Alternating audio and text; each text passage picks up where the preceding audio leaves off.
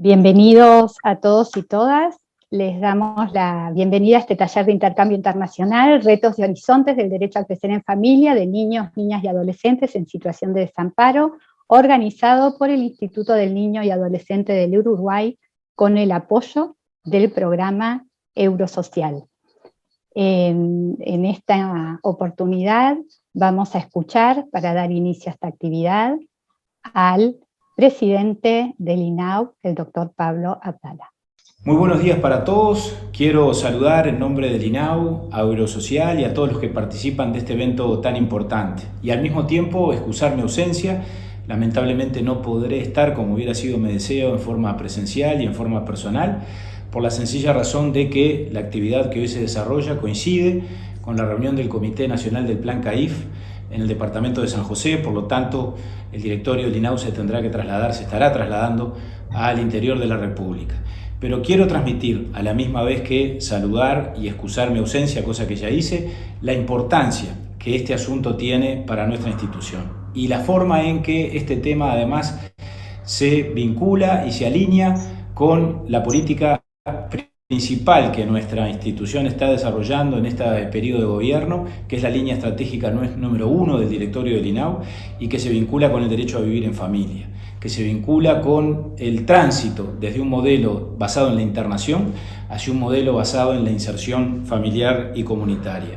Para eso los sistemas de acogimiento familiar, para eso el régimen de las adopciones juegan un papel medular, y por lo tanto es que hemos escogido en los intercambios previos y preparatorios con Eurosocial este asunto como el asunto de nuestra preferencia, como el asunto de nuestra prioridad, para poder avanzar en él, para poder recibir opiniones, recomendaciones, con el sentido de humildad con el que las políticas públicas también deben construirse, sabiendo escuchar y recogiendo experiencias, por supuesto, de los demás países para poder enriquecer nuestro propio camino y nuestra propia propuesta.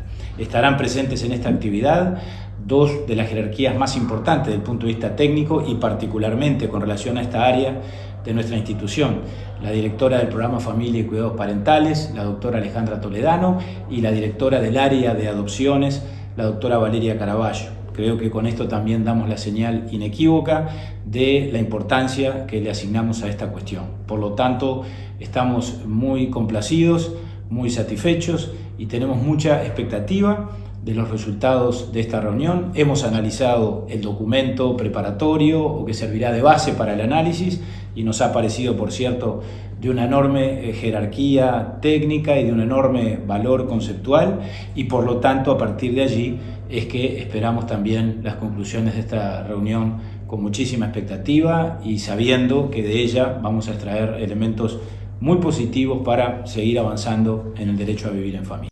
En esta jornada ustedes saben que nos están acompañando distintas autoridades y equipos técnicos del Instituto del Niño y Adolescente de Uruguay. En particular quiero mencionar a la directora del área de adopciones, a la doctora Valeria Caraballo, a la directora del programa Familia y Cuidados Parentales, la doctora Alejandra Toledano, y al director de la división de Asuntos Internacionales y Cooperación, Sergio Camacho. También nos están acompañando las y los expertos y autoridades que van a estar disertando en esta actividad. En primer lugar quiero mencionar al experto de Eurosocial, Luis Periscancio, que ha acompañado desde el año pasado toda esta iniciativa de apoyo al instituto. También en particular queremos saludar al doctor Leonardo Luzzato, que nos está acompañando desde Italia.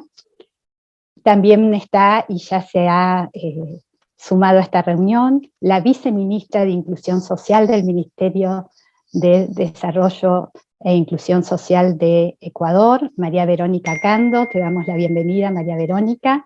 También se va a estar sumando por la Asociación Civil Doncel de Argentina, Mariana Incarnato.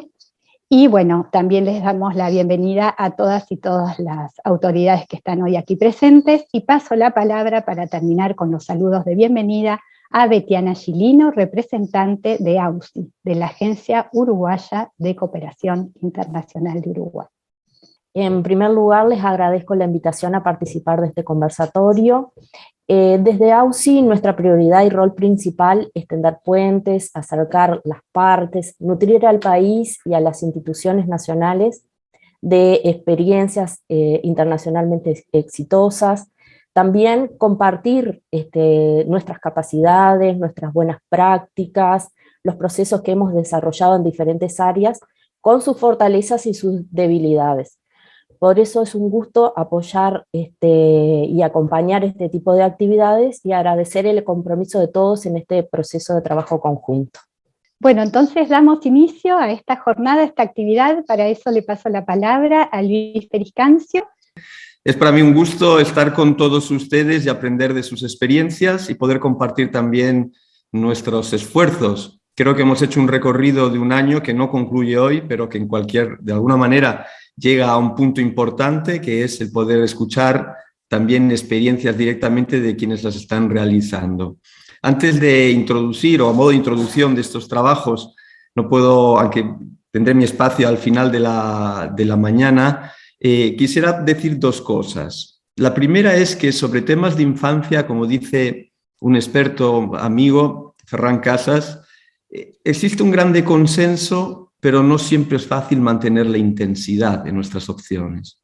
Digamos que nosotros sabemos cuáles son las orientaciones de las políticas, pero no es fácil poder llevar a cumplimiento todas las ambiciones y todos los esfuerzos para que se llegue a poder completar una política, como por ejemplo la desinstitucionalización y la permanencia de todos los chicos, niños y niñas en un ambiente familiar.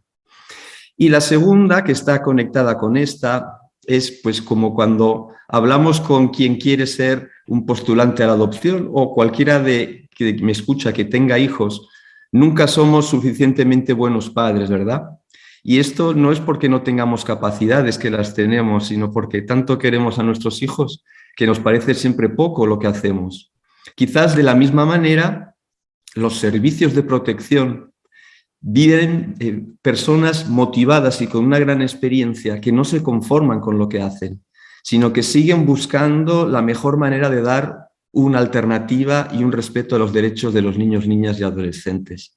Y es por eso que nos ponemos conjuntamente a reflexionar cómo mejorar nuestras políticas en un camino que no se acabará nunca, ni hoy ni nunca, pero en el cual, si miramos para atrás, desde la Convención de los Derechos del Niño hasta hoy, hemos dado pasos de gigante y esperemos lo seguiremos dando. Por ello, quiero agradecerles que tengan esta capacidad de querer compartir los propios desafíos, como hacemos todos, la pasión por la materia a la que están dedicándose, que verdaderamente me ha hecho sentirles muy cercanos siempre, aunque hablemos a tantos kilómetros de distancia, y la necesidad de responder a nuevos desafíos. Con estas dos premisas, que simplemente son una manera de introducir los trabajos, la mañana de trabajo, tarde para nosotros, va a ser dividida en dos momentos. En el primero digamos que el vector común es cómo garantizar el derecho a familia o ambiente familiar, que no es idéntico, pero cómo garantizar un ambiente familiar a cada niño, niña, adolescente en situación de desamparo. En particular, aquellos que tienen más dificultad para poder tener de nuevo una familia cuando han sido alejados de sus propias familias, quizás en una edad no tan tierna, y se encuentran en una situación de institucionalización con grandes problemas personales o traumáticos o con una edad que hace difícil recrear una relación familiar. En este tema tenemos dos momentos, como les decía. En el primero intentaremos aprender de experiencias en Italia y en Ecuador respecto a la preparación de la adopción, que evidentemente ve distintos actores. El principal es el niño, niña, adolescente, que debe ser preparado para adopción y debe tener la capacidad de poder recrear un nuevo vínculo. Y este no es un tema que podemos dar por descontado solo con una declaración judicial.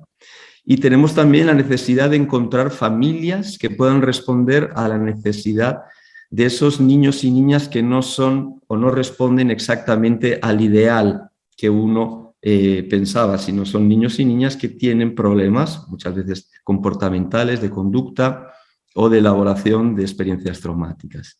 Y también del contexto, entendiendo que la adopción es siempre una institución que tiene su sentido al interno de la comunidad. En la segunda parte de nuestra mañana de trabajo profundizaremos sobre el acogimiento familiar y también sobre una institución que abre mucho más también a perfiles de experimentación distintos al de la adopción, ¿no? Sabemos que la adopción es una figura del derecho que proviene del derecho romano y que tiene, digamos, de los contornos muy definidos, pero en el tema del acogimiento familiar tendremos posibilidad de abrir mucho más a nuevas experiencias. No alargo más para dar espacio a las personas que nos van a compartir su experiencia. Ya tenemos un poco de retraso en la agenda. Quisiera presentarles al profesor Leonardo Luzzatto, que en este contexto presento, si estuviéramos solo en Italia, no tendría necesidad de presentación. El profesor Luzzatto es un experto en el tema de adopción, reconocido en nuestro país por todas las instituciones, con una gran experiencia, digamos que con un perfil de haber estado no solo tanto estudiando, sino sobre todo preparando y acompañando a las adopciones, y que continúa realizando de los estudios, creo que con mucha importancia, que pueden darnos a todos luz respecto a cómo preparar las familias y cómo acompañar, que este es uno de los aspectos fundamentales de su teoría, cómo acompañar la adopción como un proceso continuo. El profesor Luzzatto hablará en italiano, creo que todos ustedes podrán beneficiar de la traduzione simultanea. Por favore, professore. Qui a Roma è pomeriggio, anche se da voi è al mattino, quindi vi auguro buon pomeriggio. Ringrazio per questo invito. È per me un piacere e anche un onore parlare con voi così lontani, ma anche così vicini come pensieri. E cercherò di dirvi qualcosa di quello che è il lavoro che si fa in Italia.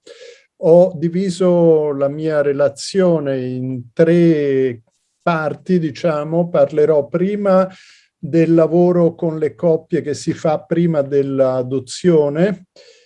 Io ho esperienza soprattutto in adozione più che in affidamento. Esperienza che ho acquisito in vari campi, tra cui anche facendo il giudice onorario per molti anni al Tribunale per i minorenni e dirigendo un servizio per le adozioni nel servizio pubblico. Poi parlerò di una questione molto delicata che è quella delle crisi adottive che si verificano, e alla fine di cosa si può fare per le crisi e come occuparsi delle crisi adottive può aiutarci a capire meglio cosa fare nel percorso di preparazione all'adozione e di valutazione per l'adozione. Come tutti penso sappiate, l'Italia è uno dei paesi che hanno ratificato la Convenzione dell'Aia, per cui le adozioni che sono da 5 o 6 anni in Italia, soprattutto adozioni nazionali che superano il numero delle adozioni internazionali che pure si fanno in Italia, si svolgono tutte secondo quelle che sono le regole della Convenzione dell'Aia. La legge italiana che regola le adozioni e stabilisce quelli che devono essere i requisiti delle coppie che vogliono adottare e le condizioni nelle quali un bambino può essere adottato, è una legge ormai abbastanza vecchia che dovrebbe essere un po' rinnovata perché il tempo è cambiato, è una legge del 1983, ma la cosa più importante è il titolo di questa legge. Questa legge si chiama Del diritto del bambino a una famiglia. È una centratura molto importante perché mette al centro di tutto il lavoro di adozione e anche di affidamento il bambino e non la coppia che vuole adottare, non gli adulti. Nella legge sono contenuti i requisiti che la coppia deve avere e le condizioni nelle quali si deve trovare il bambino perché si possa procedere all'adozione. Questo significa che le coppie che desiderano adottare bambini italiani o stranieri che sia, ma anche italiani, devono fare un percorso con i servizi pubblici, servizi sociali e servizi psicologici che sono nel comparto della sanità. Questi servizi sono identificati dalla legge, quindi è la legge che dice chi devono essere i servizi che valutano insieme alle coppie. Nel nostro lavoro non parliamo di valutazione delle coppie, ma parliamo di valutazione dell'opportunità di adottare. Questo è molto importante perché è importante che le coppie abbiano un rapporto con gli operatori che considerano come loro consulenti nel percorso verso l'adozione e non come se fossero sostituti dei giudici che valutano e basta. Il percorso di valutazione della opportunità di adottare è un percorso che valuta le risorse delle coppie, le caratteristiche delle coppie all'interno del loro contesto, non separatamente dal contesto. E questo aspetto di valutazione del contesto nel quale il bambino, una volta adottato, poi andrà a vivere, è molto importante. Per questa ragione, psicologo e assistente sociale lavorano sempre insieme, congiuntamente, e scrivono insieme quella che è la relazione finale che descrive la coppia, le sue problematiche, ma anche le sue risorse, naturalmente. Questa valutazione viene chiamata da noi valutazione trasformativa, cioè non si valuta semplicemente la capacità di una coppia di essere buoni genitori oppure no. Si valuta anche la loro flessibilità e la loro capacità di essere diversi alla fine degli incontri rispetto a come erano all'inizio. Questo indice è molto importante per capire se le coppie saranno capaci di cambiare entrando a contatto col bambino e tenendo conto delle sue esigenze. Il percorso con le coppie verso l'adozione prevede 12 fino a 15 incontri in un arco di tempo che è di circa 4-6 mesi, in genere 6 mesi ci vogliono.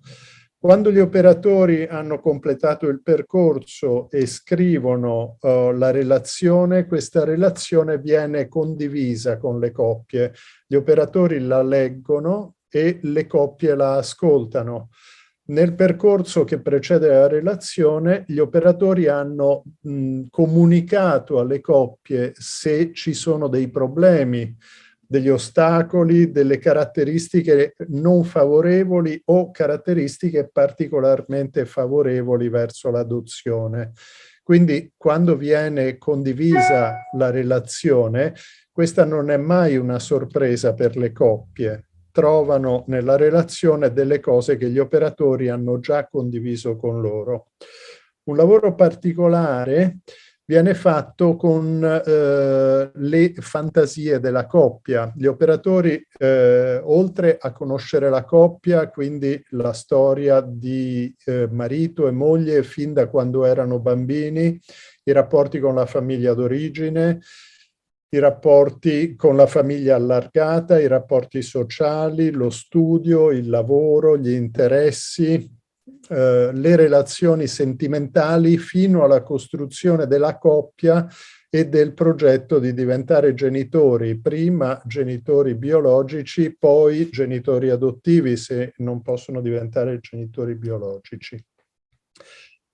Tutto questo porta a costruire un'impressione della coppia che durante il percorso viene restituito alla coppia. Quando si inizia a parlare di adozione, gli operatori conoscono già abbastanza la coppia e lavorano sulle fantasie che marito e moglie hanno di come potrebbe essere il bambino e quindi sulle loro aspettative di quello che sarà la famiglia adottiva, cercando di confrontare le fantasie ideali con quella che è probabile che possa essere la realtà. Vengono presentate alle coppie molte situazioni già capitate di bambini che possono aver avuto problemi. Le coppie devono dire quali sono le situazioni di fronte alle quali si sentono in grado di fare i genitori, quindi a cosa sono disponibili e che cosa sentono di non poter affrontare. Ci sono situazioni che le coppie, per poter essere considerate idonee all'adozione, devono necessariamente essere disponibili ad affrontare. E questo è il caso, per esempio, di bambini che abbiano subito maltrattamenti o che abbiano subito degli abusi anche sessuali, il requisito è anche che le famiglie che vogliono adottare, le coppie che vogliono adottare, non abbiano problemi ad accettare bambini con caratteristiche somatiche diverse dalle proprie. Quando tutto questo percorso è concluso, gli operatori scrivono la relazione, la condividono con le coppie e poi questa relazione viene mandata al Tribunale per i minorenni, che è l'organizzazione che si occupa sia di mettere insieme, abbinare le coppie con i bambini, sia di dare l'idoneità alle coppie che vogliono andare ad adottare all'estero. Adesso parlo un momento delle crisi. Allora, devo dire ancora una cosa. Il percorso di preparazione e di valutazione dell'opportunità di adottare molto spesso viene fatto in piccoli gruppi di coppie.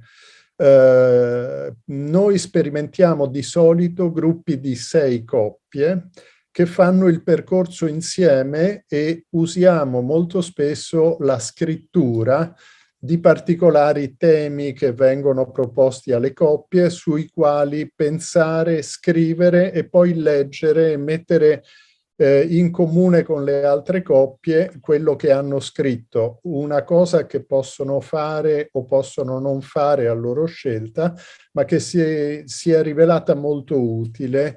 Le coppie apprezzano molto di solito il fatto di fare il percorso in piccoli gruppi, si sentono meno sole, trovano più coraggio a vedere che ci sono davvero altre persone che hanno gli stessi loro problemi e che magari li affrontano in modo diverso e quindi diventa una risorsa questo.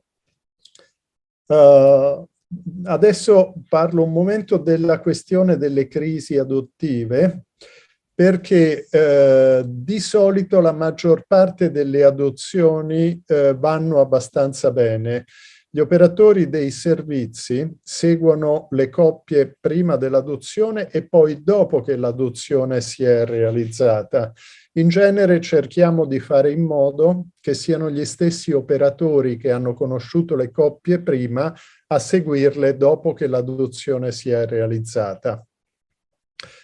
85-90% delle adozioni in genere vanno abbastanza bene. Le adozioni vengono seguite per almeno 3 anni di solito. Il primo anno più intensivamente, si fanno 10 incontri, almeno 10-12 incontri nel corso del primo anno, nelle situazioni dove non ci sono problemi, di più se ci sono problemi o se le coppie chiedono, le famiglie chiedono aiuto. Il secondo anno vengono fatti un po' meno incontri, e lo stesso il terzo anno. Poi le coppie e le famiglie vengono seguite solo se lo chiedono esplicitamente, altrimenti gli operatori rimangono a disposizione nel momento in cui gli ha di difficoltà chiedere aiuto agli operatori. I servizi per le adozioni rimangono a disposizione delle famiglie adottive nel tempo, anche 10 anni dopo l'adozione, se è necessario, e possono fare interventi di aiuto. Abbiamo circa un 10-12% di situazioni che danno delle crisi. Noi abbiamo un'abitudine a fare una differenza molto precisa tra fallimenti adottivi e crisi adottive. Fallimenti sono quelle situazioni in cui il legame familiare adottivo si rompe e non può essere conservato, e sono le situazioni di crisi dove non si riesce a fronteggiare il problema e a trovare una soluzione. Sono quelle situazioni nelle quali le famiglie oppure gli operatori del servizio si arrendono e rinunciano a andare avanti nei tentativi di sostegno. Distinguiamo le situazioni di crisi in 3 livelli diversi, 2 livelli preventivi. Il primo nel quale gli operatori vedono segnali di crisi possibile. Il secondo in cui cominciano i primi segnali che potrebbe svilupparsi una crisi. C'è poi il terzo livello, che è invece quello delle crisi conclamate, quando la crisi è ormai evidente ed è la famiglia spesso a chiedere aiuto per le difficoltà che incontra. Rispetto ai primi 2 livelli più preventivi, in genere gli interventi che il servizio mette a disposizione sono gruppi di sostegno per i genitori adottivi e sono l'attività pipiù frequente. Anche qui i gruppi di genitori adottivi, i gruppi di sostegno, sono di 5, 6, 7 coppie di genitori. Partecipano ai gruppi sia il marito che la moglie, e in genere i bambini non fanno parte di questi gruppi. Tutti questi gruppi riguardano comunque quelle situazioni nelle quali gli operatori pensano che ci può essere una situazione di crisi. Quindi i primi 2 livelli preventivi. Se non ci sono situazioni di questo tipo, nella normalità, molto spesso il periodo di post-adozione, i primi 3 anni, vengono seguiti con gruppi di genitori adottivi. Il numero è sempre di 5-6 coppie di genitori che fanno 10 incontri di gruppo che durano più o meno una mattina, un'intera mattinata. Nei 10 incontri di gruppo che fanno nel corso di un anno, 3 volte i gruppi sono anche con i bambini adottati, quindi genitori e bambini insieme tutti quanti, e ci sono dei momenti nel gruppo in cui i bambini vanno tutti insieme da una parte, i genitori stanno tutti insieme da un'altra, poi si rincontrano e lavorano tutti insieme. Tipicamente il primo incontro di questi gruppi, che non sono gruppi sulla crisi, sono gruppi normali di tutte le adozioni che non danno problemi, il primo incontro riguarda il tema delle origini, dove si parla delle origini dei bambini, ma anche delle origini del papà e delle origini della mamma, e si fa spesso un grande cartellone con degli oggetti, dei disegni, dove tutti quanti parlano ognuno delle proprie origini. Noi consideriamo che il tema delle origini e l'accettazione delle origini diverse di un bambino, anche di un bambino del proprio paese, non necessariamente di un bambino di un paese diverso, sia un argomento molto importante per favorire una buona adozione e che l'accettazione delle origini del bambino sia molto importante per sviluppare il suo senso di appartenenza sia al mondo originario da cui proviene, sia alla famiglia adottiva. Quando la crisi adottiva è una crisi palese, conclamata, aperta, oltre ai gruppi di sostegno per i genitori, vengono fatte delle psicoterapie per i bambini, raramente e solo come forma di intervento residuale, e delle terapie familiari. Non è un grande numero che viene messo a disposizione, non sono risorse molto importanti, ma è un intervento che viene offerto a quelle famiglie in condizioni economiche meno favorevoli ed è offerto gratuitamente all'interno del lavoro del servizio pubblico. Le famiglie che hanno maggiore disponibilità economica invece di solito devono provvedere privatamente agli interventi che il servizio pubblico non può fare, non tutte. Noi consideriamo la crisi adottiva un momento fisiologico, un momento normale nell'evoluzione delle famiglie adottive e non una condizione allarmante, quindi non il segno di un fallimento, solo il segno di un cambiamento. In greco, crisis si traduce con decisione o scelta, quindi non ha un significato negativo, ha un significato di un punto di passaggio. Riserviamo la parola fallimento solo a quei casi in cui esiste il rischio che il bambino venga allontanato dalla famiglia, oppure che l'unità della famiglia si rompa e i genitori possano separarsi a causa dell'adozione, per esempio. E è a questi gruppi, a queste situazioni, scusate, che vengono riservate gli interventi di psicoterapia e di sostegno più importante e situazioni nelle quali è possibile che vengano proposti anche più interventi contemporaneamente. Negli ultimi 3 anni, nella regione in cui lavoro, il Lazio, che è la regione dove si trova Roma, è stato proposto un progetto di sostegno al post-adozione alle crisi adottive, finanziato dalla regione,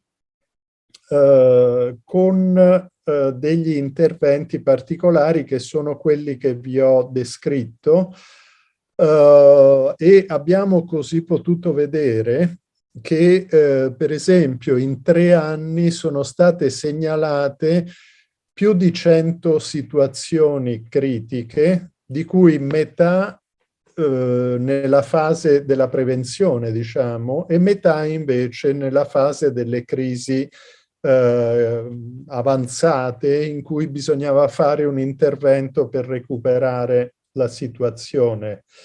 Di queste crisi, che rappresentano circa il 12% di tutte le adozioni realizzate nello stesso periodo, di queste crisi la maggior parte riguardava adolescenti tra i 12 e i 18 anni.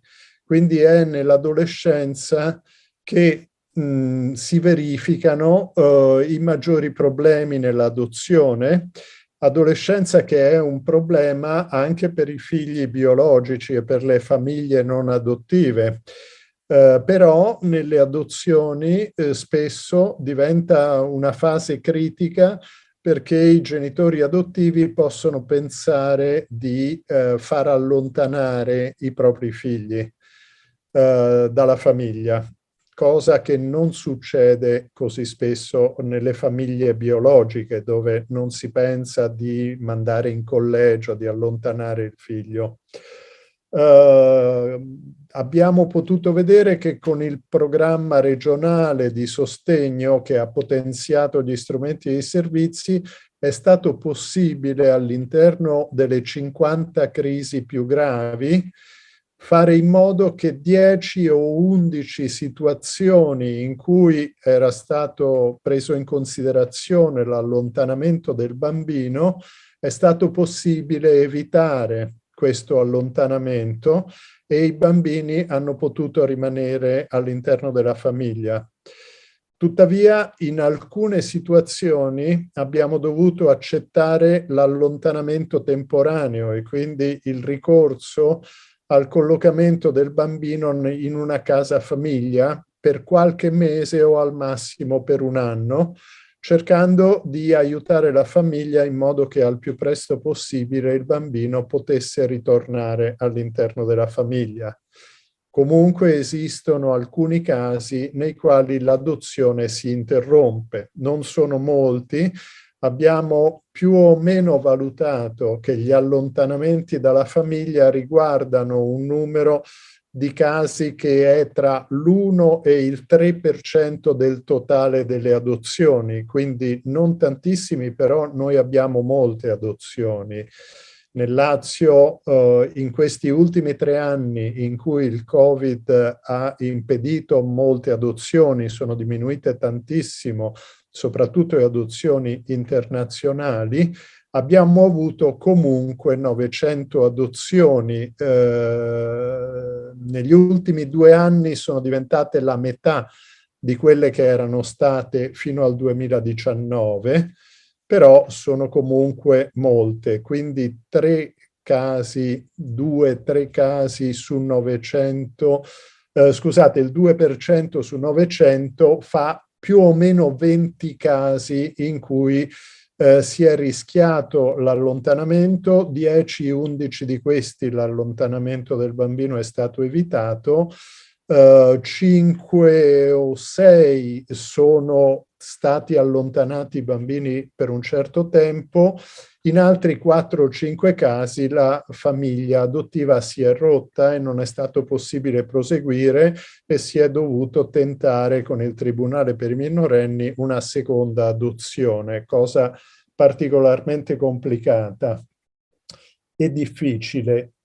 Quello che abbiamo visto è che le cause delle crisi più gravi sembrano essere nella differenza che ci può essere a volte tra le aspettative dei genitori rispetto al bambino adottivo e le aspettative del bambino rispetto ai genitori adottivi. Quindi bambino e genitori avevano l'aspettativa di una situazione diversa da quella che è stata poi la realtà.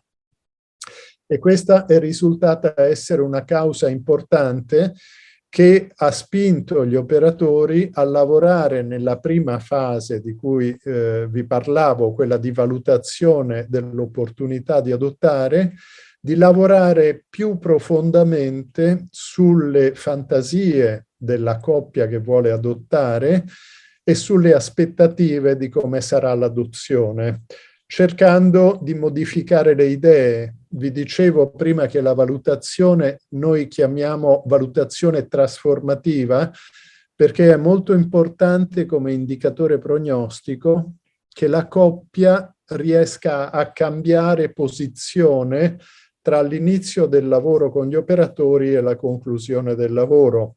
Quindi Dottor Luzzatto, è un piacere sentirla, però avremo 3 minuti per arrivare alle ultime conclusioni. Vanno benissimo 3 minuti, sono esattamente il tempo di cui avevo ancora bisogno. Il secondo motivo che produce delle crisi è legato alla scarsa fiducia che le coppie e i genitori adottivi hanno nei confronti dei servizi e questo è l'altro motivo per cui si cerca di lavorare prima dell'adozione in un rapporto che sia di consulenza alle coppie e non di valutazione. Questo è più o meno quello che volevo dirvi, vi ringrazio molto di avermi ascoltato e se avete dei commenti sono qui. Dottor Luzzatto, grazie, veramente un piacere sentire i suoi stimoli. Grazie al professor Luzzatto Tengo la tarea difícil de administrar el tiempo a disposición y tengo la necesidad de pedirles que esperen al final de este primer bloque para hacer las preguntas. El profesor Luzzatto permanece con nosotros y podrá responder al final. Pero quisiera ahora, perdonen si me he pasado el italiano, no me he dado cuenta. Quisiera ahora también presentar una importante comunicación de la viceministro del Ecuador, María Verónica Cando, a la cual le doy gracias por participar con nosotros. Muchísimas gracias, muy buenos días con todos. Qué gusto poderlos saludar el día de hoy desde Ecuador. Gracias por la palabra y qué gusto verla nuevamente, Virginia, en estos espacios de encuentro, estos espacios de intercambio de experiencias mutuas. Justamente lo que comentaba, creo que Ecuador ha empezado por primera vez en la historia un proceso de reivindicar, de desmitificar lo que significa la adopción. Y yo me quedo con la última razón que dijo el profesor Leonardo Luzzatto acerca de que la ciudadanía no cree en los servicios públicos, no sé si desconfía de los servicios públicos, sino que piensa de que todo lo que es público es lento, es robusto, es burocrático, y ese tipo de relación que existe entre los ciudadanos y los servicios públicos ha creado estos imaginarios de que adoptar es muy difícil, que toma mucho tiempo, que significa muchos trabajos. Hoy yo quiero hacer una pequeña presentación, si ustedes me permiten, para hablar de cómo hemos logrado esta motivación a que más familias se animen a adoptar. Partiendo de la premisa de que todos hemos escuchado en algún momento, y esto me van a disculpar si soy un poco fuera de lo común para dar una ponencia, pero quisiera poder crear estos vínculos con ustedes para que sientan que esto más que una ponencia y un intercambio de conocimientos, es un intercambio de verdad, de que ustedes, de experiencias y que sientan esta realidad y esta emoción que tenemos en Ecuador. Todos hemos tenido algún amigo o algún familiar que dice, no voy a tener hijos, yo quiero adoptar. Pero lo dicen de manera muy, muy a la ligera, pero nadie sabe qué significa adoptar, qué pasos tengo que adoptar. Y en el Ecuador ni siquiera la gente sabe qué institución es a la que debo acudir para adoptar. Y ese tipo de imaginarios es la que hoy, desde el Ministerio de Inclusión Económica y Social, que está dirigido por el ministro Esteban Bernal y por nuestro presidente Guillermo Lasso, con una gran convicción de poder convertir la adopción en un modelo emblema de la región, hemos logrado también partir desde ahí. Así que, sin más, sé que los tiempos son muy limitados. Quería hablarles acerca de lo que se me ha encargado a mí en esta mañana, que tiene que ver con esta motivación a que las familias puedan adoptar,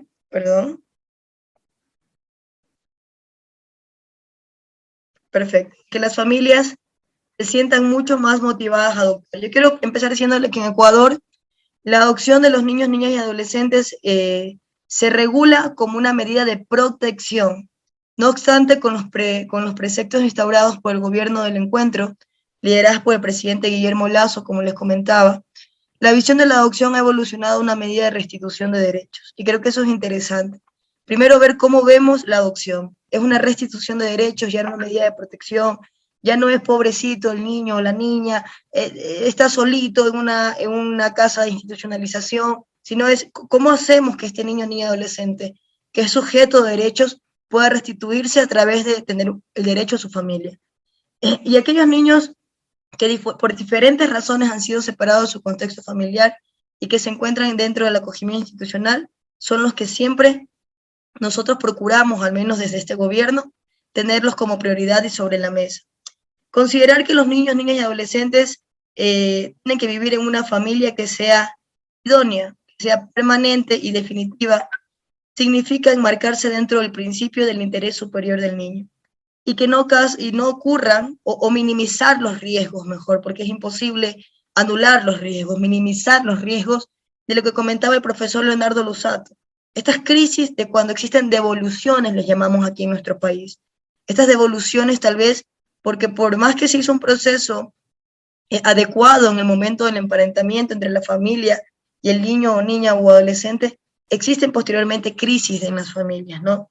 Lo cual supone realmente estos cambios de mentalidades y prácticas respecto a la adopción, tanto de la sociedad en general como de las personas que solicitan la adopción. Es importante poder tener en cuenta de que existe una institucionalidad para esto. Existen las unidades técnicas de adopciones.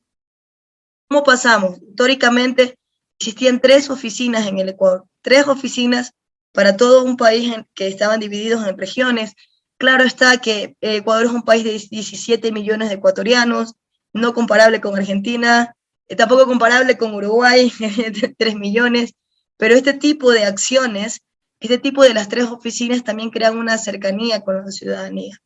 El día de hoy nosotros contamos con 9 oficinas a nivel nacional, las mismas que actualmente funcionan de manera desconcentrada y cubren a todas las provincias del país.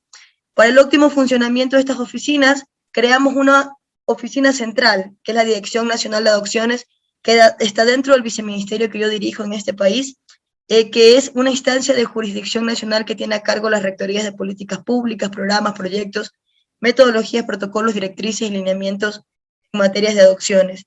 Me olvidé de mencionar que esta misma, en el organigrama, quiero que ustedes se imaginen, tengan el imaginario en su mente del organigrama, ¿no? Ministros, viceministros, subsecretarios, vienen las direcciones, y dentro de esas direcciones, una dirección más es la dirección de adopción. Pero esta dirección, aparte de ser una dirección de adopciones que dirige toda esta política pública de adoptabilidades, también es la Autoridad Central de Adopciones Internacionales. Y eso es interesante, porque una misma institución maneja este tipo de acciones, nos permite de alguna manera unificar estos criterios de adopciones. Y me parece que esta buena práctica de poder unificar esta oficina de adopciones nacionales con la misma Autoridad Central de Adopciones Internacionales permite un mejor funcionamiento y unificar criterios respecto a los niños, niñas y adolescentes que están ya en una etapa de adoptabilidad.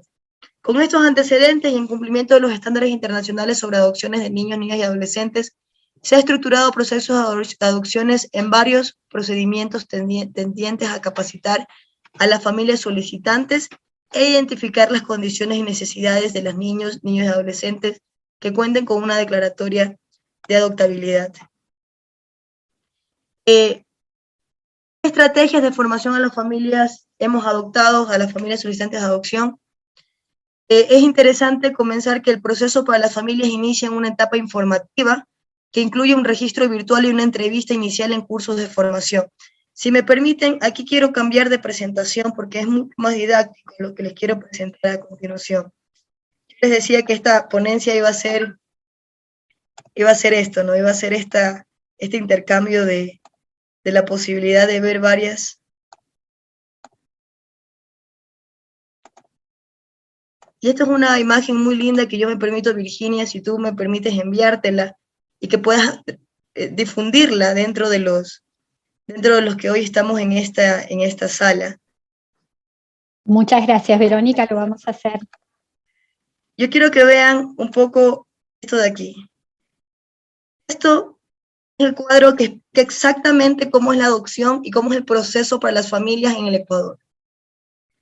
Y cómo hemos logrado este gran reto de reducir a 9 meses, que es lo que decía quien me decía quien me presentó, 9 meses, como un proceso simbólico de lo que significa una gestación natural, y que es como un proceso simbólico de la preparación que naturalmente tienen los padres, ¿no? Lo que decía justamente Luis, no hay un formato ideal de ser padres, ni un tiempo perfecto para aprender a ser padres. Ser padre es una constante en el camino de la paternidad, de esta paternidad. Pero aquí, emulando esta gestación natural, lo hemos reducido a 9 meses. Y también es un proceso que nos permite eficiencia pública para agilizar procesos. Este es el proceso. Empieza con un registro virtual en la página web del ministerio, donde actualmente demora solo 3 días y antes demoraba 1 mes. Ustedes le ven, voy a ir por el caminito para que lo puedan ver. Luego el proceso número 2, antes duraba de 3 a 6 meses, estimada Virginia, Luis y profesor Lusato. Ahora, en 15 días, alguien del ministerio te contacta y te hace una entrevista inicial. Le dice, ¿usted está interesado en adoptar?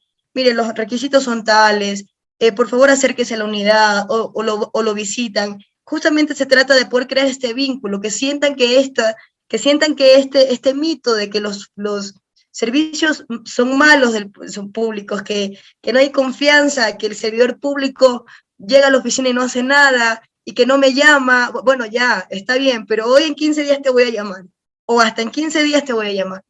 Luego el paso número 3, que tiene que ver con un proceso, con un taller de formación. Antes duraba 3 meses, ahora dura 2 meses, y antes eran en horarios fijos que duraban los mismos 2 meses. Eso no hemos tocado.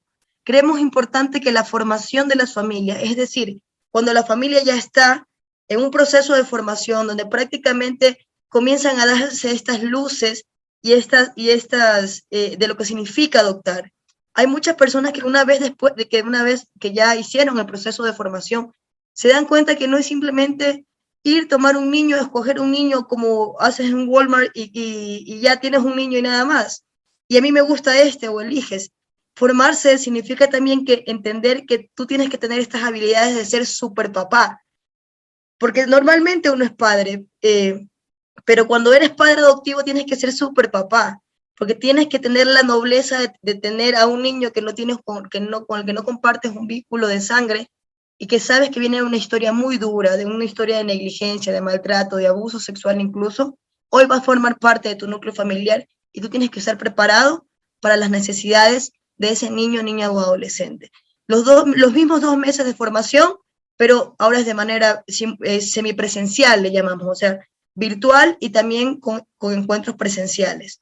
Antes eran 2 meses en los que los padres tenían que sacar 2 horas diarias de su permiso de trabajo, que va a ser muy duro que una empresa o una institución te dé 2 horas por 2 meses todos los días, de 3 a 5 de la tarde, en horario de oficina, si ustedes se dan cuenta, para que se formen. Hoy lo hacemos de manera sincrónica y asincrónica, y solo tienen que pedir durante 2 meses 8 horas de manera presencial, que van a ser distribuidas en un día entero o 2 días máximo, pero en 4 días máximo, en la que se tiene que pedir permiso en el trabajo e ir de manera presencial. El número 4, creo que ese paso 2 es el que le permitió a muchas personas acceder a la formación. Ese paso 3 es el que le permitió de la formación que les hablaba, por una razón. Cuando ya les decían a los padres se registraban, y luego le hacían las entrevistas y decían, ok, yo quiero formarme. E iban a la formación y se dieron cuenta que era imposible, que por 2 meses no iban a poder dejar botado su trabajo o su vida para formarse. Así que lo que hicimos fue justamente adaptarnos a esta gran capacidad que tienen los padres también, y estas gran realidades que tienen los padres de vivir. Y eso ha permitido que muchos más padres solicitantes y madres solicitantes, familias solicitantes, tengan la capacidad de acceder al paso número 3, que es la formación. Luego viene el paso número 4, que es el ingreso del estudio del expediente y la solicitud de adopción. Era impresionante. Hasta 2 años nos demorábamos en el ministerio en poder hacer este ingreso de estudio del expediente y la solicitud. Solo el expediente, 2 años. Ahora, en 7 semanas, logramos sacar este ingreso y este estudio del expediente y la solicitud de adopción. El paso número 5, que es uno de los pasos más importantes, a mi parecer, es el estudio del hogar de la familia idónea. Es cuando nuestros técnicos se acercan a la familia, levantan el estudio del hogar, el estudio económico, social, el estudio de redes de apoyo, de familia ampliada, el estudio incluso de salud de las familias, y antes se lo lograba en 6 meses, ahora lo hacemos en 2 meses. Un mes lo hacemos actualmente el Comité de Asignación Familiar. Esto de aquí ya no está mucho en nuestras manos. Los comités de asignación familiar, que realmente selecciona a la familia para un niño, está conformada por 2 personas del Ministerio de Inclusión Económica y Social y una persona del municipio, no sé cuál sería la palabra, sí, del municipio, de una provincia, de un cantón, no sé cuál sería el símil en sus países, pero el municipio tiene a cargo en nuestro país los consejos de protección de derechos de los niños, niñas y adolescentes. Esa atribución la tenemos descentralizada. En este país tenemos 24 provincias 221 cantones, es decir, tenemos 221 juntas protectoras de derechos de niños, niñas y adolescentes. Y cada uno de los municipios tiene sus propios comités, cada una de las zonas tiene su comité de asignación familiar. Tenemos 9 comités de asignación familiar dentro del país, donde lo representa y lo dirige o encabeza, por así decirlo, la persona que asigne el municipio donde se encuentra instalado este comité. Antes lo hacían hasta en 3 meses, hoy en 1 mes le hemos solicitado al comité, el comité también se ha comprometido en poderlo realizar de esta manera. Y posteriormente tenemos el paso número 7 del emparentamiento, donde esto se sigue manteniendo en los 20 días en la que existe la vinculación, una vez que ya pasa del comité, ¿no? El comité encuentra un niño que se ajuste o niña que se ajuste a las necesidades de una familia que se ajuste a las necesidades de un niño, y una vez que hacen esta vinculación, viene el proceso de emparentamiento para ver si esta vinculación, que en papeles se supone que va a funcionar, ya en la vinculación real se comienza a dar este emparentamiento. Anteriormente, el paso número 8 es una fase judicial que no depende igual del ministerio, que es que cuando el emparentamiento sale bien y todo ha resultado de la mejor manera, hacen match, pues pasa ya a una etapa judicial para que sea ya el juicio de adopción, y obviamente los apellidos, el derecho a la identidad y todo lo demás se pueda dar. Antes, que ya no depende igual de nosotros, se lo daba en 6 meses, hoy hemos solicitado y está mediante una observación que hemos realizado al Código de la Niñez y Adolescencia y al Código Orgánico de Protección de los Niños y Niñas y Adolescentes, que también va a salir próximamente en nuestro país, que es el COPINA, se lo haga en la temporalidad de 1 mes. Y hacemos un proceso de posadopción de hasta 2 años. Es decir, este recorrido por la adopción dura 9 meses. Ustedes nos van a decir, bueno, sí, en papel está que ya no va a durar 2 meses, o que va a durar ahora 15 días, o que va a durar en vez de 6 meses, 2 meses. Pero ¿cómo logran que esto pase? Hemos logrado que esto pase, hemos implementado varias estrategias.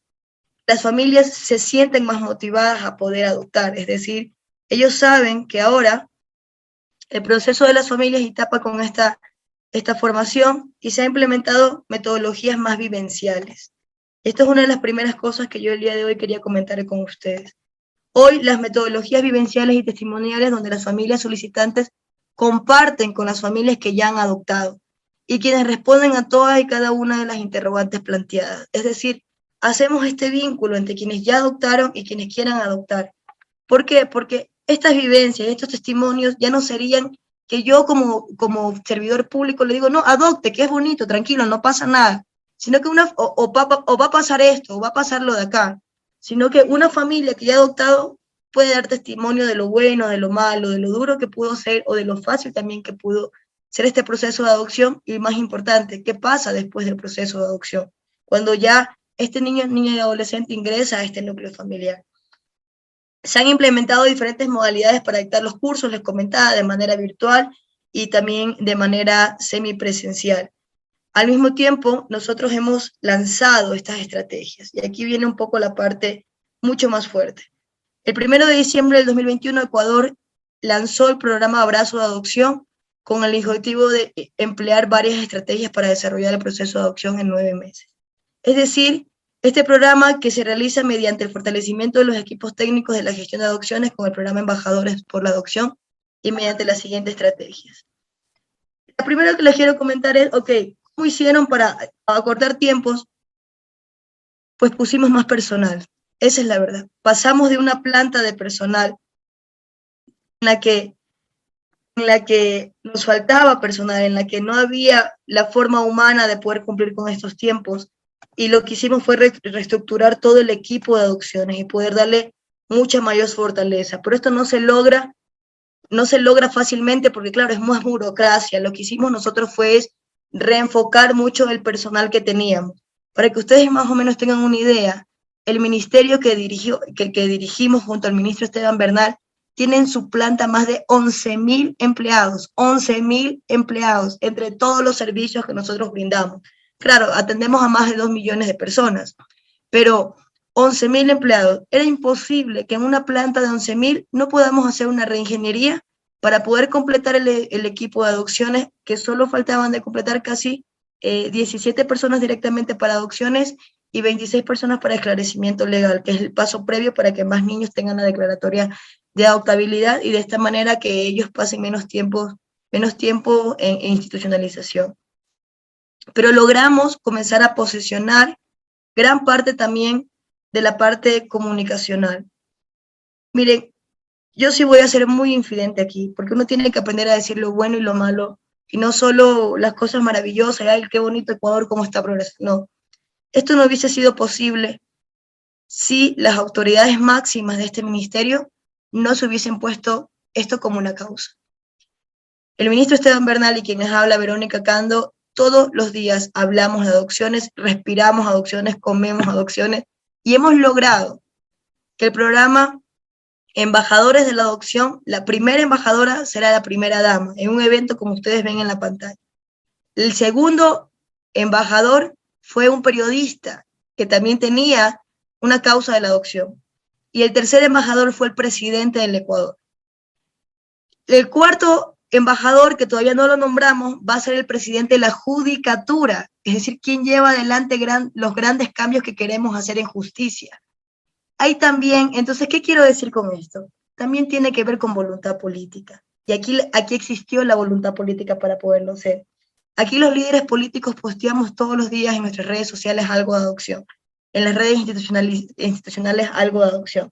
Logramos que el imaginario de la gente comience a cambiar. Hoy cuando yo salgo a territorio, la gente me pregunta, qué chévere lo que están haciendo con adopciones, yo también quiero adoptar. Y le digo, claro, y les paso el link, y ese tipo de cosas hacen que identifiquen que las autoridades máximas estén comprometidos con la causa y el ciudadano sepa que no está solo en esto. O que más que estar solo en esto, va a existir el respaldo de este programa de adopciones que está llevándose adelante de la mejor manera.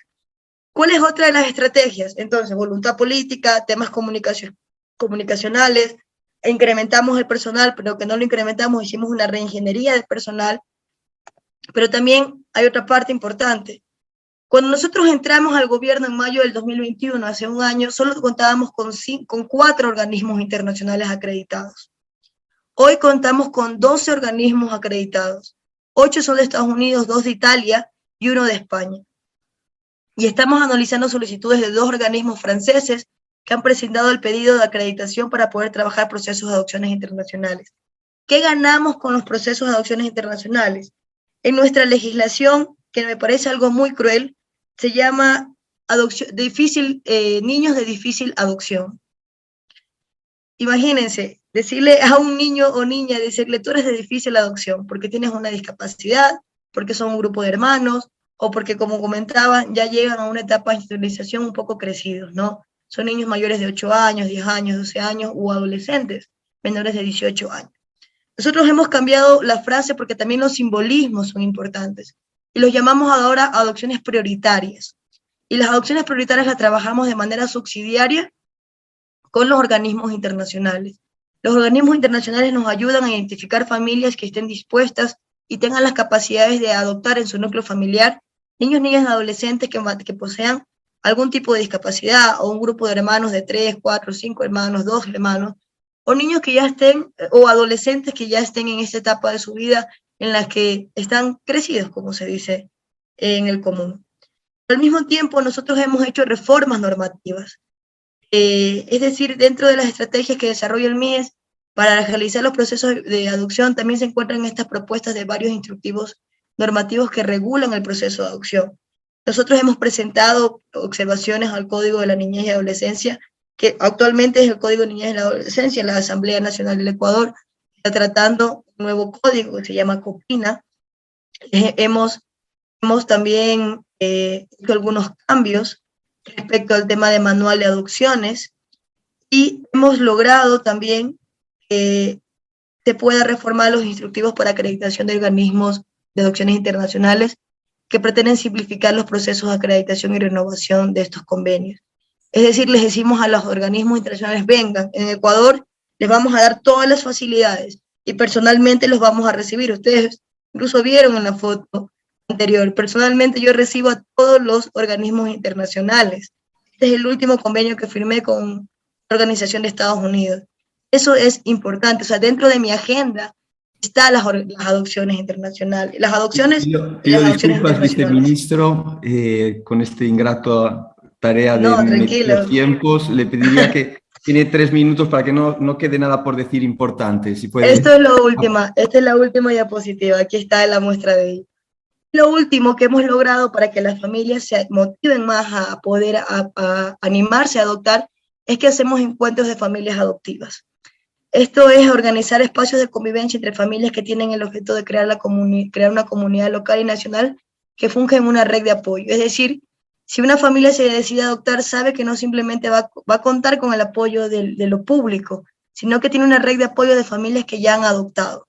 Entonces, este tipo de situaciones han permitido que muchas más familias se puedan tener una nueva visión sobre las necesidades de los niños, niñas y adolescentes ya adoptados, y puesto que hemos evidenciado que existían imaginarios no considerados para la administración pública. Los adolescentes que estaban adoptados sentían y creían que ellos eran los únicos que les pasaba este sueño mágico de ser adoptados. Y cuando van a estos encuentros sienten de que haya más niños que les ha tocado. Es decir, esto crea una enorme comunidad. Hasta ahí un poco la presentación, decirles muchísimas gracias por permitirme con esta humildad poder decirles estas experiencias que tenemos en Ecuador. Les he comentado y en resumen, en 1 minuto, recuerden, personal, porque necesitamos más personas para hacer estas visitas y reducir estos tiempos, voluntad política, posicionar comunicacionalmente que la adopción ya no es una tortura, sino que es un proceso en el que estás acompañado. Encuentros y actividades vivenciales, reformas normativas, todo esto ha apoyado, y voluntad política. Todo esto ha apoyado a que más familias se animen. Hoy tenemos más familias que desean adoptar. Y les quiero dar la buena noticia. Nosotros hemos logrado, desde que estamos en el gobierno, hacer 79 adopciones, entre ellas 5 adopciones internacionales. Tenemos 77 familias ya en espera para el Comité de Asignación Familiar, y tenemos 117 niños esperando por una familia, y 261 niños, niñas y adolescentes que están con declaratoria de adoptabilidad. Y a cada uno de esos niños que les acabo de mencionar, a los 177 y 261, vamos a encontrarles una familia que se acoja a sus necesidades. Muchísimas gracias. Interesantísimas las 2 exposiciones, creo que 2 planos distintos, desde el técnico de los servicios y desde una opción de prioridad política en la agenda del gobierno ecuatoriano. Bueno, hola a todos. Una de las preguntas en relación a la exposición del experto Lusato es en relación a las personas a las familias que se postulan para la adopción. En su exposición habló de parejas y también habló de parejas marido y mujer. Entonces la pregunta es si en Italia solamente acceden las parejas y el matrimonio civil, digamos, heterosexuales, si no ha avanzato en ese sistema como estamos en Uruguay. In Italia possono adottare sia le coppie che devono essere però sposate, non possono adottare le coppie di fatto. Non è proibito ai single adottare se esistono bambini che nessuna coppia è disponibile ad adottare. Le coppie omogenitoriali non sono in questo momento ammesse all'adozione come le coppie eterosessuali, ma seguono di solito percorsi diversi che passano attraverso l'aiuto di una procreazione mista, diciamo, nel senso che uno dei 2 diventa genitore biologico e l'altro, il coniuge, il marito o la moglie, può adottare il figlio biologico del coniuge, quindi passano sempre attraverso forme di procreazione assistita in qualche modo. Non accedono abitualmente allo stesso percorso di adozione delle coppie eterosessuali, come non vi accedono le coppie di fatto. Bisogna essere sposati, si può essere sposati anche il giorno prima di presentare la disponibilità in tribunale per l'adozione, ma bisogna essere sposati. Altrimenti è ammessa l'adozione ai single nei casi in cui non ci sono coppie. Invece, per quanto riguarda le famiglie, ovvero sia le coppie che hanno già figli, naturalmente possono adottare, rappresentano una minoranza sul totale delle coppie, direi più o meno sotto meno del 10%. Però la situazione in questo momento è questa.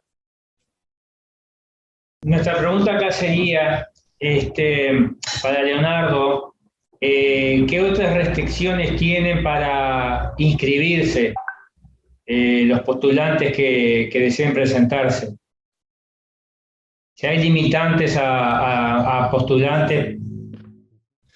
Posso rispondere? Allora, esistono delle regole e dei limiti.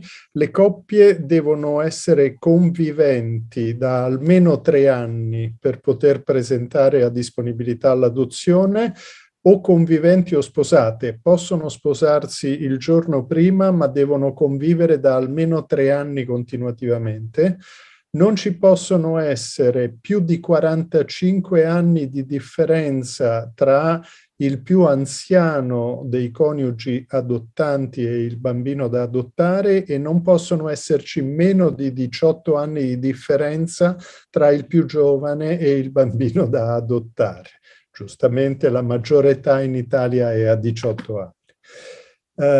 Non possono adottare persone che abbiano commesso reati contro i minori. Per adottare è obbligatorio fare il percorso con i servizi. Non ci sono altre regole di rilievo. I limiti sono questi. Con respecto a limitantes de salud, por ejemplo.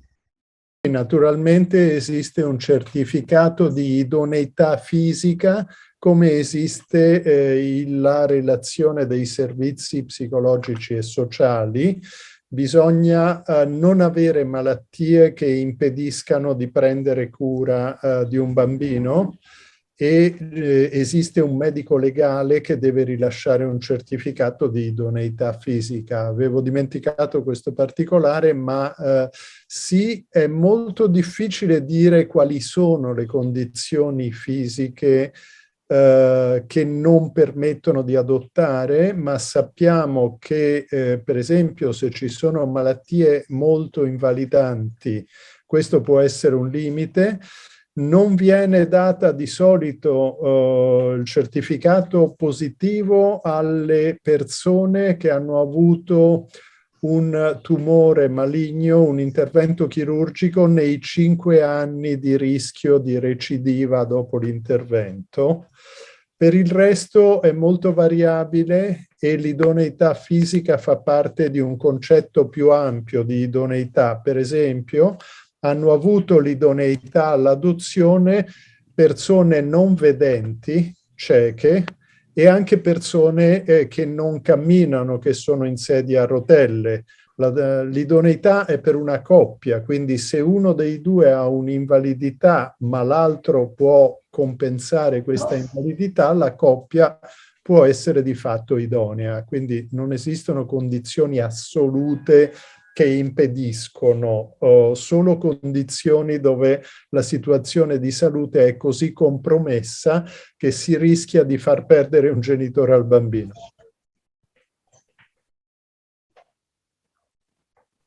Muchas gracias.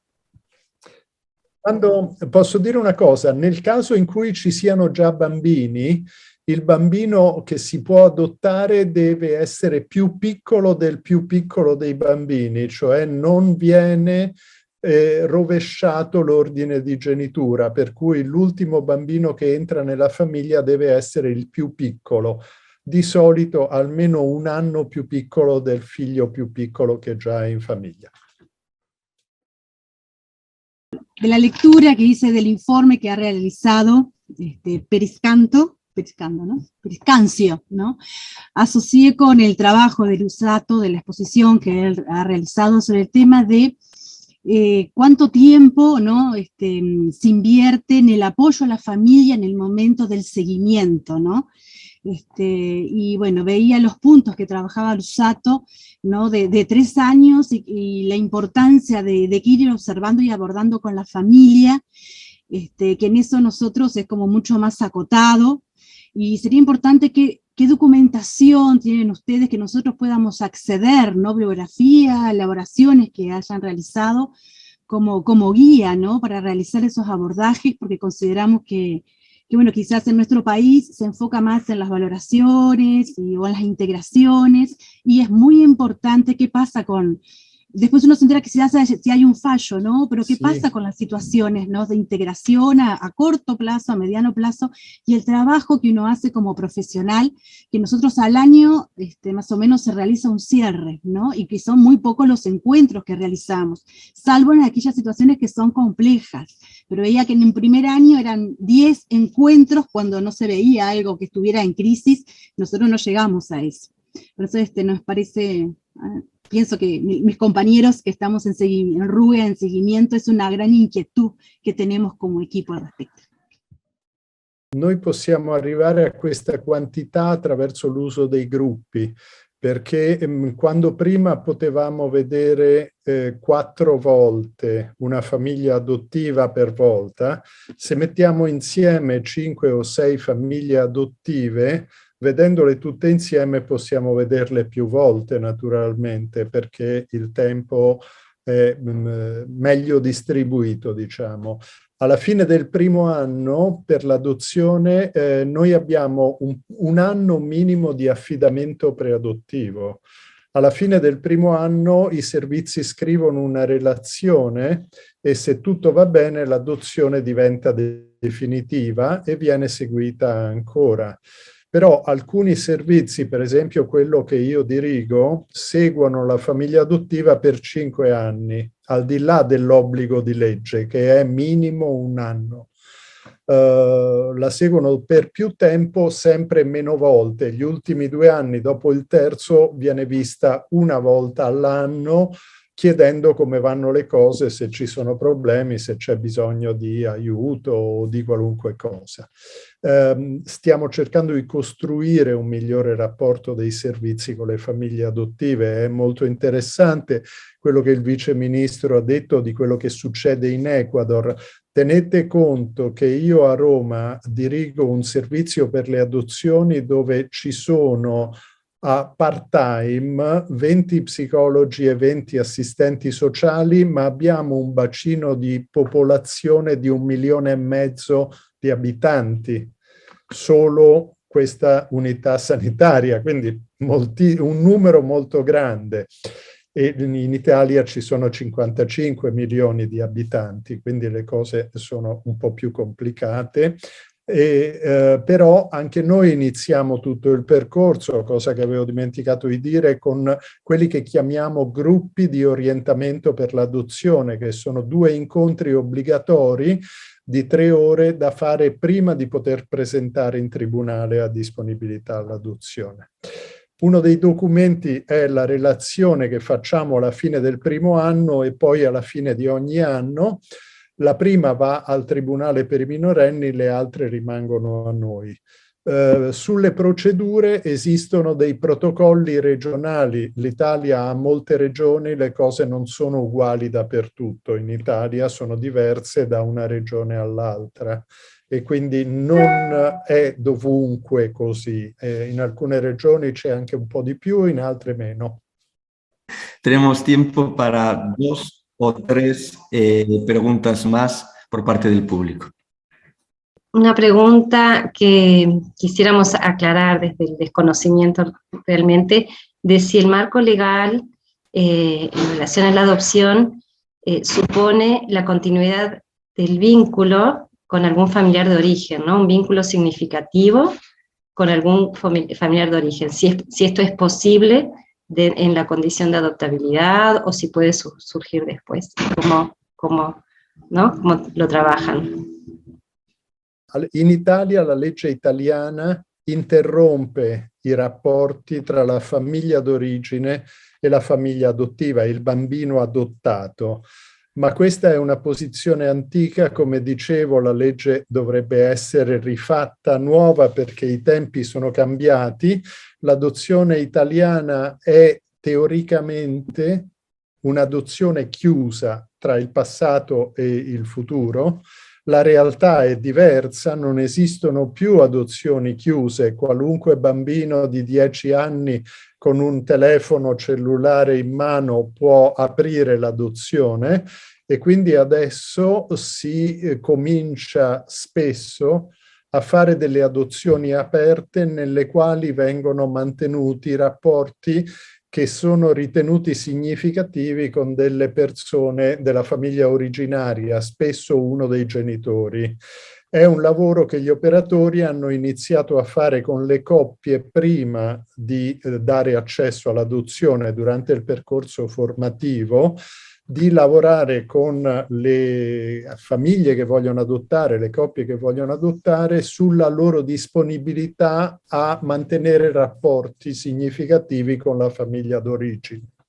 Per cui si sta superando la legge di fatto, diciamo, anche se sulla carta la legge ancora è un'adozione chiusa, non ci sono ancora adozioni aperte ufficialmente, però ci sono di fatto e ce ne occupiamo spesso.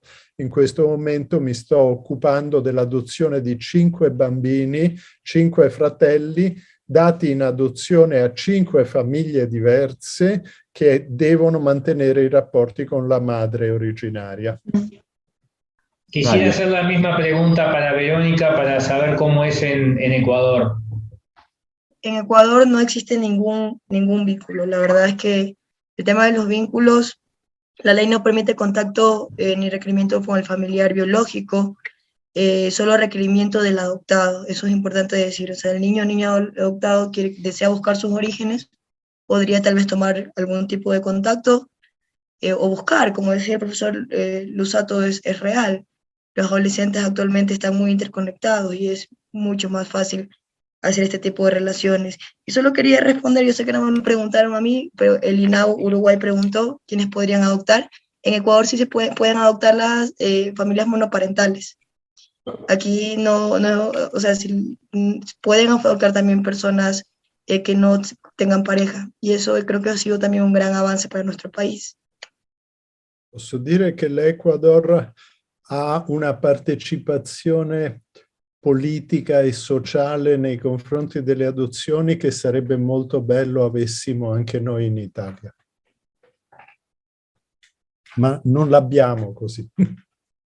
Yo me quedé pensando en el concepto que traía Luzzatto de las crisis como un momento fisiológico y como una señal de cambio, y traía como uno de los puntos que generaban las crisis esto de las expectativas distintas a las reales, ¿no? Tanto de parte de los niños como de los adultos. Y bueno, sé que el tiempo es breve, pero me interesaba que nos pudiera ampliar un poquitito de ese punto, si era posible. Al profesor Luzzatto, en relación a las crisis adoptivas, él hizo una diferenciación en torno a las crisis que podían darse con hijos adolescentes, ¿no? Desde la adopción, y lo que no sucedía con algo que no pasa con los hijos biológicos, dijo en algún momento. Entonces quizás si puede desarrollar un poco más esta idea de las crisis en torno a la adopción y el vínculo padres e hijos, digamos, en esa etapa de la vida, ¿no?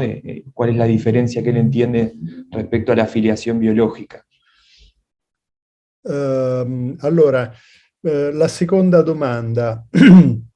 La differenza che avevo fatto è che l'adolescenza è un periodo difficile non solo per le famiglie adottive, è un periodo difficile per tutte le famiglie. È il momento in cui gli adolescenti devono prendere un'identità personale, staccarsi dalla famiglia, e molto spesso lo fanno attraverso il contrasto, attraverso dei movimenti molto bruschi e molto rudi. Nel caso dei figli biologici, raramente i genitori, anche quando sono disperati, pensano di allontanare i figli dalla famiglia. Invece nelle famiglie adottive questo succede più facilmente. Capita nelle difficoltà molto forti che i genitori si rivolgano ai servizi oppure al tribunale dicendo: riprendete questo ragazzo, questo bambino, non è davvero il figlio che volevamo e quindi non lo vogliamo più. Questo succede più spesso nelle famiglie adottive che nelle famiglie biologiche. Naturalmente quello che viene risposto è che non è possibile fare così le cose e si inizia un percorso di aiuto alla famiglia e si può dire che non è che un bambino o un adolescente non è un pacco che si può restituire perché è danneggiato, è un lavoro che riguarda tutti, genitori, bambino, adolescente, eccetera. L'altra questione invece riguardava l'aspetto fisiologico della crisi, se ho capito bene. Non sono sicuro di aver compreso bene la domanda, però diciamo che noi consideriamo che le crisi adottive sono dei momenti di passaggio e non usiamo la parola fallimento adottivo se non dopo che, avendo affrontato una crisi, abbiamo deciso di abbandonare i tentativi di rinunciare, di tornare indietro, di non proseguire. Quello è il momento del fallimento. Il fallimento di un'adozione può dipendere dal bambino adottato, può dipendere dalla famiglia adottiva, può dipendere dalla scuola, può dipendere dall'ambiente, può dipendere dal fatto che gli operatori non riescono a tenere la situazione, a aiutarla abbastanza, per cui dipende da tantissimi fattori, non da uno solo. La crisi adottiva è un fenomeno più di relazioni interne della famiglia ed è qualcosa che noi non confondiamo con il fallimento e non accettiamo mai la definizione che le cose vanno male per colpa del bambino, il bambino ha portato qualcosa. Il discorso delle aspettative è che per quanto si possano preparare intellettualmente bene da un punto di vista cognitivo i futuri genitori adottivi e per quanto si possa preparare il bambino all'adozione, cosa che è un problema grande perché molti bambini non sono, soprattutto quando vengono dall'estero, ma anche dall'Italia, non sono preparati davvero all'idea dell'adozione, non hanno capito esattamente cosa sia. A volte neanche i genitori adottivi. Quello che abbiamo imparato lavorando sulle crisi è che dobbiamo lavorare di più prima sulle informazioni e su capire bene le aspettative dei genitori e dei bambini, perché quando i genitori dicono vogliamo un bambino bello, biondo, occhi azzurri, sorridente, che ci vuole bene, che ci abbraccia, che ci riempie di baci, e il bambino dice voglio 2 genitori con una macchina decappottabile rossa, che abbiano la villa con la piscina, che mi regalino tante cose, questo non è quello che succede. Allora dobbiamo lavorare per capire come mai ci sono queste fantasie così idealizzate, non tanto da parte del bambino che guarda la televisione soprattutto, quanto da parte delle coppie. Allora le aspettative che poi non si realizzano producono a volte delle delusioni dei genitori che non avevano mai detto chiaramente quello che si aspettavano. Quindi è su questo che cerchiamo di lavorare di più, preparare meglio i genitori alla realtà delle adozioni, capire meglio come sono fatte le loro aspettative e quante probabilità esistono che si realizzino anche solo in parte. Non so se ho risposto, ma sarebbe un discorso molto lungo, ci vorrebbe tanto tempo altrimenti per spiegare meglio. Sí, muchísimas gracias.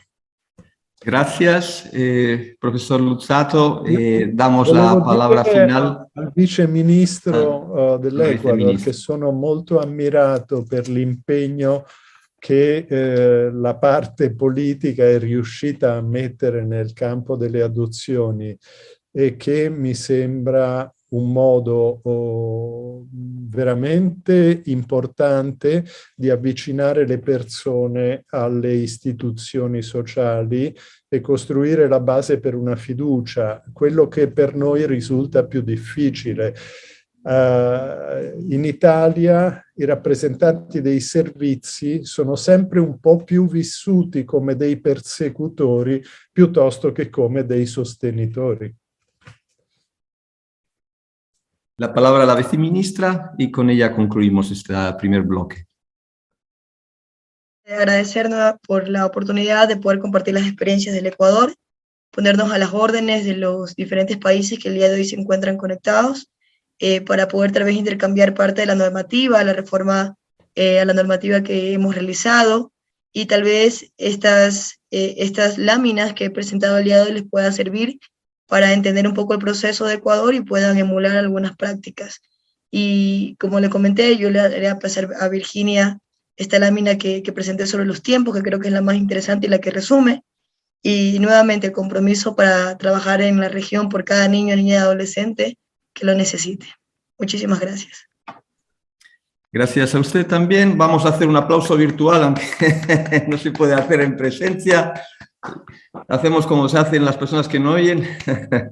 Gracias a todos por las preguntas. Seguro que nos dejamos muchos temas interesantes. Yo algunas preguntas me hubiera encantado poderlas hacer, pero bueno, pues este ha sido un primer momento. Tenemos ahora un segundo bloque sobre el acogimiento familiar y sobre el apoyo familiar más allá de la adopción para cada uno de los niños, niñas y adolescentes. Mientras, pues tomamos un cuarto de hora de respiro, si les parece bien, y nos conectamos de nuevo a las, a ver, que lo tengo que decir en horario latinoamericano, a las 12:05. Luis, vamos a dejar abierta la plataforma si no tienen dificultades, ¿sí? Y a las 12 igual yo ya vuelvo a estar atenta para que nadie tenga ninguna dificultad. Agradecemos al profesor Leonardo Luzzatto y por supuesto también a María Verónica Cando por la generosidad con la cual contaron sus respectivas experiencias. Nos vemos en un rato, gracias. Gracias también a los que tradujeron, que también tendrán que tomar su descanso. Nos vemos enseguida.